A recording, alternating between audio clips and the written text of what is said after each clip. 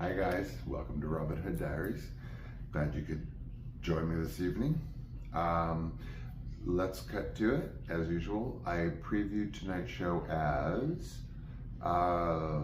my honors project that was making a movie that basically was soft core, you know what, very arty, pretty controversial at school. I'll tell you about that later on.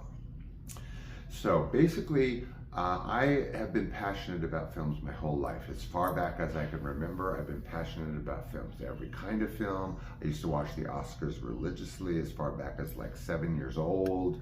No backdrop on movie stars, genres of going all the way back to the 30s through the 70s and not too up on today's films, unfortunately, because of my lifestyle. But we're talking about then, right? Okay, so I graduated at age 17 early because I was given an honors project with my bestest of all bestesses, Dana.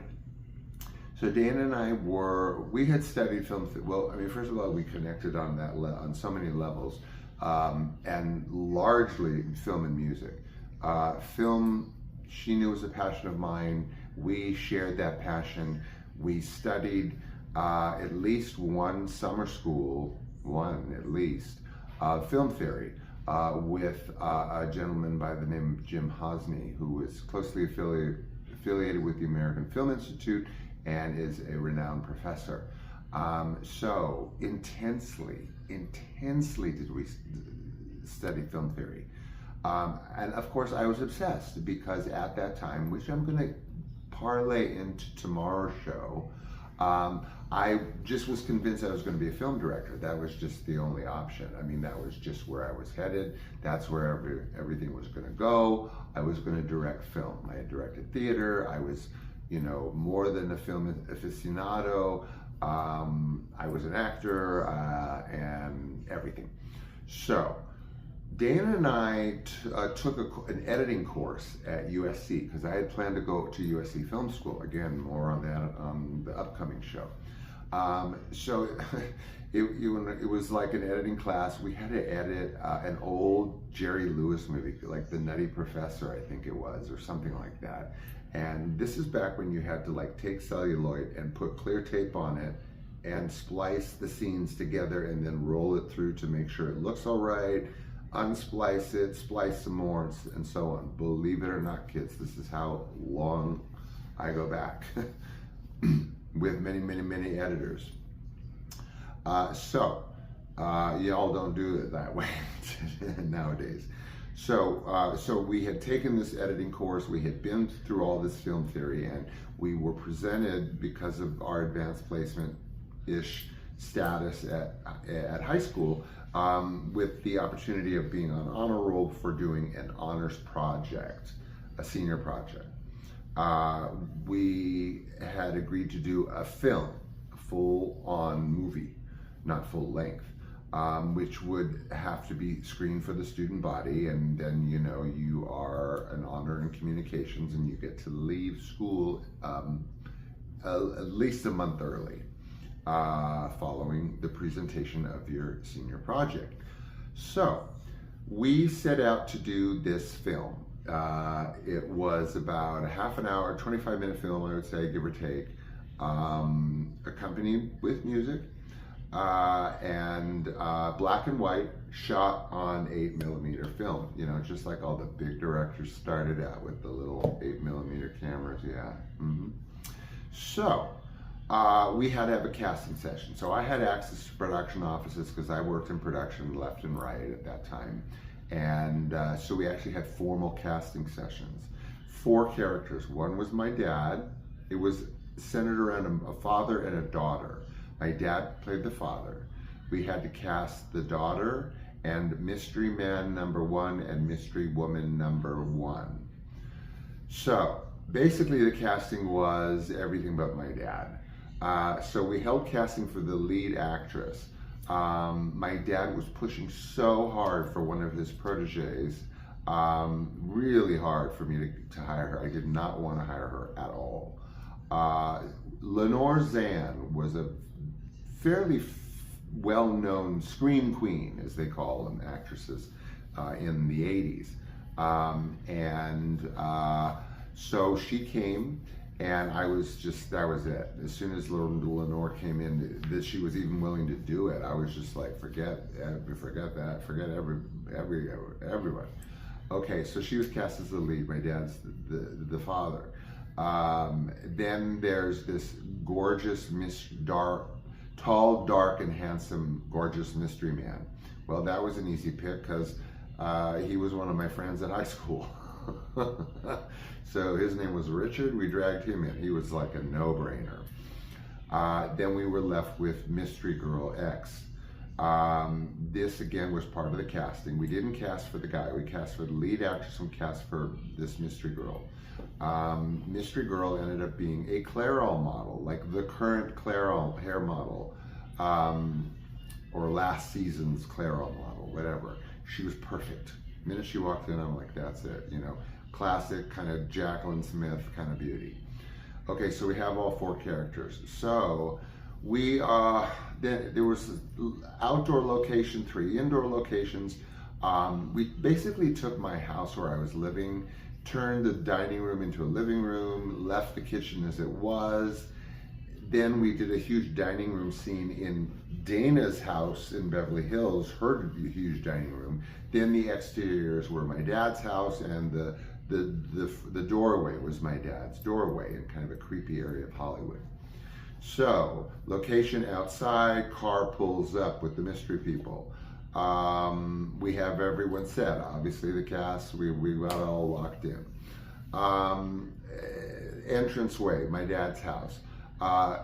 Then there is a dining room scene. So basically this mystery gorgeous couple show up at a father and daughter's weird house. And they have dinner and they visit, and then. So, you know, for the dining room scene, this was all black and white. We had to rent a wheelchair because we wanted these circular shots of them at the dinner table, round and round eating. Big dinner table, very plain, kind of austere background. Then we had to rent an oven, a backless oven, from places where they rent to commercials, because we wanted a shot from inside the oven where the pie was baking, looking out to the front window of the oven with someone looking in. So we had to be inside the oven. So we schlepped this backless oven all the way from North Hollywood to where, you know, my home near Sunset and Fairfax. And we shoved this backless oven in just for this one shot of this pie baking, all symbolism, you know, in this oven, so that the Clairol model lady can peek in the door window and check the pie. So it was, you know, it was involved, no wardrobe, anything like that. It was all like logistics, okay? This was like as if, let's say, Hitchcock got really bored and tried to take on a Dario Argento movie and then just gave up. Kind of like that, if you know anything about movies. Imagine that. Stranger on a Train meets Suspiria. I mean, we loosely had an idea, but it was kind of like, you know, Seth Speaks. It was just kind of flowing through. So my dad's there, and he's being a lech, and he's watching this Clairol model lady like dance this sexy dance for him in the living room while he like sweats and he watches her. My friend Richard, who's the tall, dark, and handsome dude, he goes into the kitchen where the daughter is, Lenore Zann, the actress. So my dad's leching out on this girl who just checked the pie from our impossibly expensive backless oven. We had to get that one shot. And then Richard is with the daughter, Lenore Zann, in the kitchen. So there's all this interplay of these two scenes going back and forth. My dad leching out on the girl, she's dancing, he's sweating, the music is swelling. Then Lenore basically sits on the sink, and Richard basically has intercourse with her on the sink. There was no nudity. She just hikes her skirt up and, you know, there he goes right on the kitchen sink. Again, no nudity, just very, very inferred, shall we say. So then all of this scenario starts swirling and swirling and swirling, and then boom, Richard disappears and the Clairol model disappears. So the mystery couple that was there, that the whole kind of fantastical fairy tale happened, was imaginary. Oh, big spoiler alert, whatever. Like I said, Hitchcock gave up on a Dario Argento movie. A short. But we were happy with it. It was a labor of love like you would not believe. We spent nearly 72 hours at my house editing that film. Just like I said, when we took the editing class at USC, you take pieces of 8mm film and you tape them together with editing tape, and then you do that a few times, then you run it through this Moviola thing that runs the thing and shows you what you've done, and if you've spliced it right, if it's cut it the right, and you do this and do this and do this and do this for days, for hours and days and on end, until you finally have a working film. Then there's a sound stripe on the film that we're editing. So once you edit the whole film, the sound stripes are aligned. So then you take your final film and you literally have to put it on record and play whatever music you want played through the film right there live, going, okay, so we've got our film now completed, barely, and we're running it through this sound recording thing. And we're putting vinyl, this song from Written on the Wind, another classic film, and this song from this, and this song from that. We're literally vinyl, needle, vinyl, vinyl, needle, as the movie is recording what's going on in the room that we're doing this in. So then we have a movie with sound, even though there's no dialogue. It's just no dialogue whatsoever. It's just the music. So we come up with this, like, just deformed entity of a film, and it is called Taboo.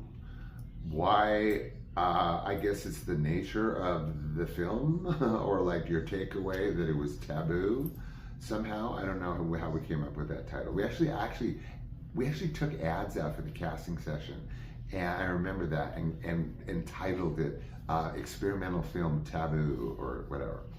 So, movie's all done, right? It's all in the can, as they say. So the big moment arrives where, in order to be, approved for our honors roll, we have to present the film to the student body. I've just told you about what's in this film. Nobody else knows, but you and me and Dana, nobody else, the principal, the student body, the professor, nothing. So big old screen, of course, in the auditorium, of course, and we play our film. We projected like a 16mm, but it's really an 8mm, so it gives the effect of, larger, like you're watching a 16mm film. Has to do with projectors, and never mind. So we screened this film that I just told you we shot. You could hear a pin drop, crickets, and one teacher leaves when poor Richard mounts the lead actress on the sink and starts making whoopee with her. We lost one teacher. Our professor hung with it. Loved it, actually. My principal was extremely uncomfortable. You could tell. I mean, there was like literally rustling and mumbling going on, that this was being filmed, that this was being shown to the student body. The kitchen scene. So it's over. Again, like weird crickets. I don't even think anyone applauded. Not that you applaud at movies unless you're at a screening. Well, it was a screening. So we go up to the principal. Why, I don't know. It's not like we need like a raffle ticket for having become honor students. But he looks at me and he goes, "Well, aren't you the Ingmar Bergman?" famous director. Didn't really see much Bergman in that film, but he was kind of being snarky. Like, yeah, you made the honor roll, but what terms? What terms you made it under? So we got him back. There was a school prank. Everyone that graduated had a handful of marbles. He had to keep putting them in his pockets because we let go. But anyway, that film has since been lost. It was in a box. I had the edited pieces. Dana had the other pieces, and it's gone forever. It's just in our memory. And man, I really, really, really, really wish I still had that movie to watch because it was really polished, and very impressive.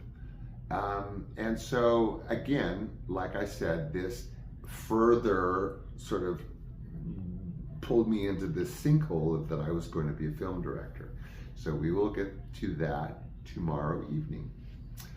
Otherwise, thanks for putting up with my directorial film debut as a director and all that went with that. I'm still in touch with Dana, and we still lament the fact that all that blood, sweat, and tears vaporized, but that's Hollywood. So I'll talk to you later, tomorrow, of course. What else is new, if not sooner? And until then, I hope you're well. I adore you for putting up with me and sharing this time with me, as always. And so, until tomorrow, goodbye.